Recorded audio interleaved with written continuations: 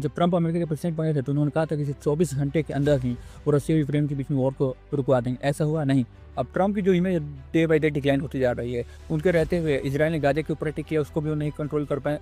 फिर बाद में इजराइल ने ईरान के ऊपर अटैक किया, खुद अमेरिका ने ईरान के ऊपर जाकर के B2 बॉम्बर से बम बरसाए, वहाँ पर भी ट्रंप कुछ नहीं कर पाए। ट्रंप ने जितने भी वादे किए थे वो सब डे बाई डे करके फेल होते जा रहे हैं। तो अब उनका निशाना इंडिया के ऊपर है, क्योंकि इंडिया जो है रशिया से ऑयल खरीद करके उसको यूरोप में बेच रहा है, जिसके चलते इंडिया को मुनाफा हो रहा है। तो अमेरिका कंप्लेन कर रहा है कि इंडिया जो है इनडायरेक्टली वॉर को फंडिंग कर रहा है। जिस ट्रंप को पुतिन ने अपने इशारों पे नचाया है अब तक करके, अब वो पूरी तरह से बौखला गए हैं, अब उनसे कुछ नहीं हो पा रहा है।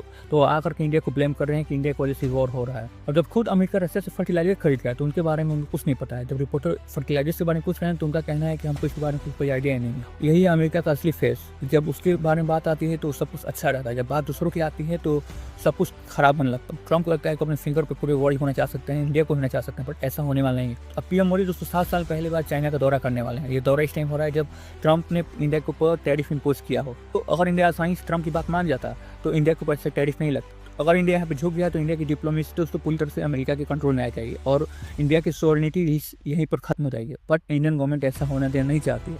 आई होप आपको क्लैरिटी समझ में आ गई है ट्रंप के बारे में और इस नए टैरिफ के बारे में। अगर आपको वीडियो अच्छा लगा तो वीडियो को लाइक करें, चैनल को सब्सक्राइब करें।